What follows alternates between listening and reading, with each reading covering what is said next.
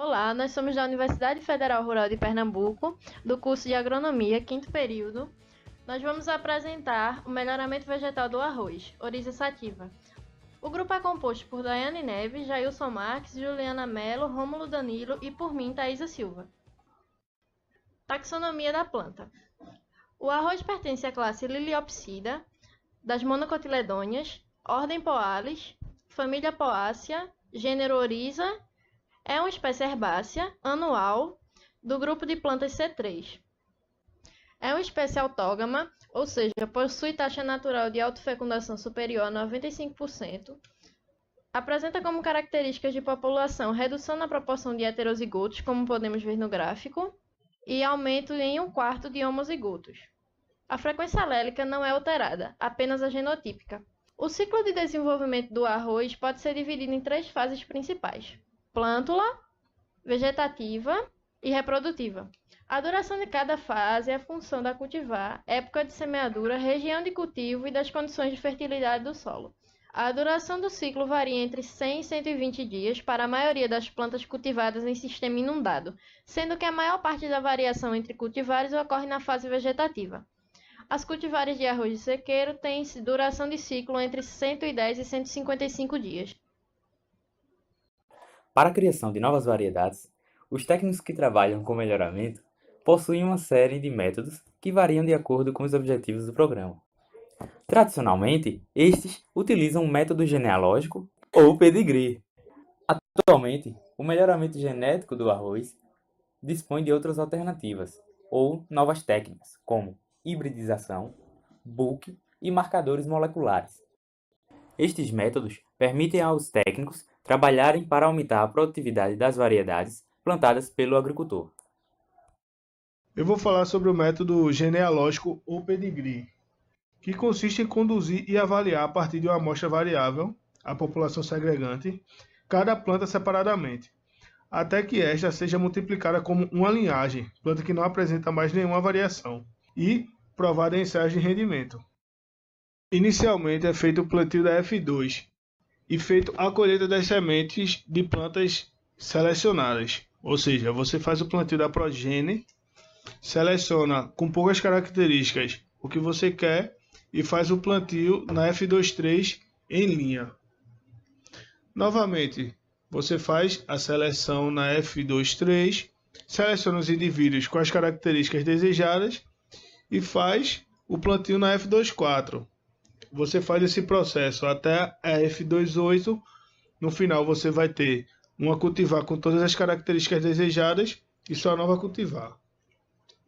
Aqui nós temos outro exemplo gráfico do método genealógico. Podemos observar que no que ele chama de F2, um autocultivo, onde ele selecionou individualmente e plantou em linha na F23. Na F23 ele seleciona novamente com mais algumas características e planta na F24.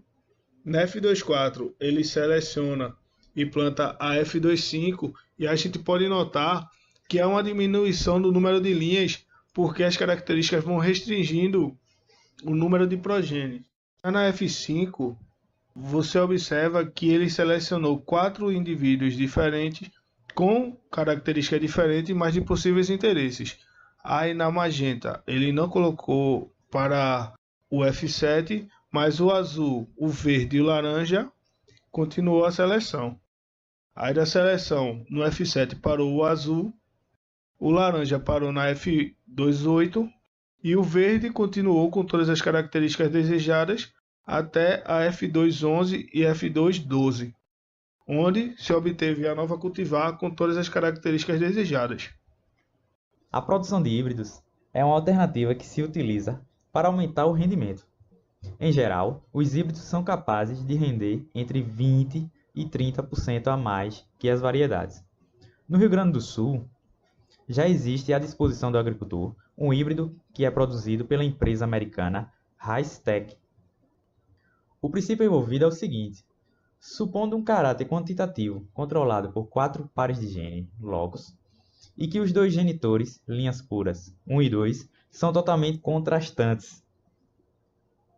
Em F2, surgem todos os genótipos possíveis, 81 genótipos diferentes. Os genótipos transgressivos favoráveis podem ser selecionados e liberados como cultivares. Esse raciocínio é válido, obviamente, para qualquer caráter de interesse: produção de grãos, porte da planta, resistência à doença, teor de proteína e etc. O uso de métodos de melhoramento que trabalham com populações segregantes por vários ciclos consecutivos, chamado de melhoramento populacional ou BUC, também é uma nova alternativa nas mãos dos melhoristas, para que possam criar variedades mais produtivas. A Embrapa, em estreita parceria com unidades estaduais de pesquisa, está utilizando essa metodologia para criar novas variedades. Em 2003, a Embrapa e a Epagri lançaram para Santa Catarina a primeira variedade SCS-BRS 113 Tiltaca, originária da aplicação dessa metodologia.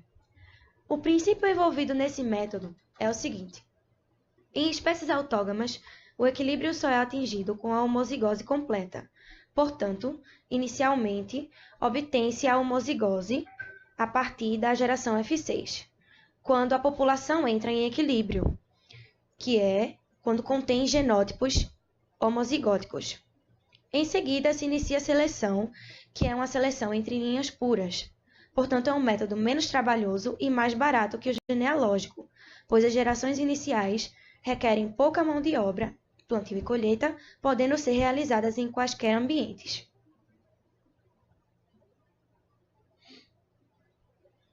Nas gerações F2 e F5 é feito somente plantio e colheita daquelas plantas que sobreviveram ao processo. As que morreram são descartadas. Em cada geração, toma-se uma amostra de sementes para plantar na geração seguinte. Em F5, colhem-se sementes de plantas individuais. Em seguida, o plantio das progênies F6 em linhas, em experimentos com repetições e com seleção das progênies, linhas puras, superiores. A seleção é feita somente entre progênies. A partir da F7 em diante, ocorre a avaliação extensiva das linhagens selecionadas, em experimentos com repetições, em vários locais e anos, utilizando cultivares comerciais como testemunhas. Seleção das linhas puras superiores, que poderão ser liberadas ou como novos cultivares.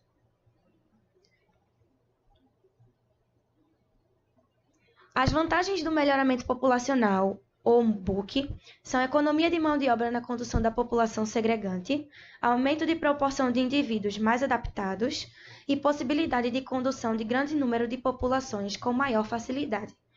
As desvantagens são que as populações devem ser conduzidas na região para a qual a nova cultivar será empregada e apresenta riscos de perda de genótipos desejáveis, que mostram baixa capacidade de competição, porque elas podem vir a morrer e as plantas que morrem são descartadas no processo para o plantio da nova geração.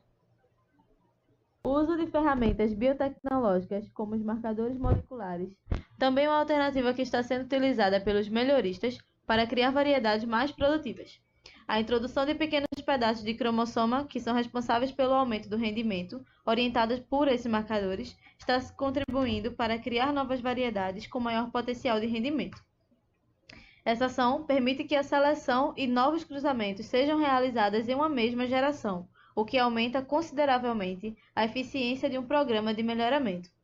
Podem ser usados mesmo que não tenham sido mapeados, ou seja, associados a um gene, a uma região cromossômica ou a um fenótipo, desde que possam ser seguidos em gerações subsequentes, comprovando a sua natureza genética.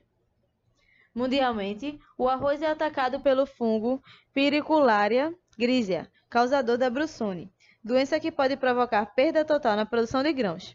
Pesquisas tentam monitorar esse fungo e suas raças e avaliar o material genético da planta do arroz em condições controladas e em campo, criando ou usando condições que promovam alta incidência dessa doença, ao mesmo tempo em que se tenta obter plantas de alta produtividade, tolerância também ao acamamento. Outras questões também são avaliadas, como a qualidade do arroz, ciclo mais curto da planta, recuperação, renovação de pastagens e consórcio com outras espécies.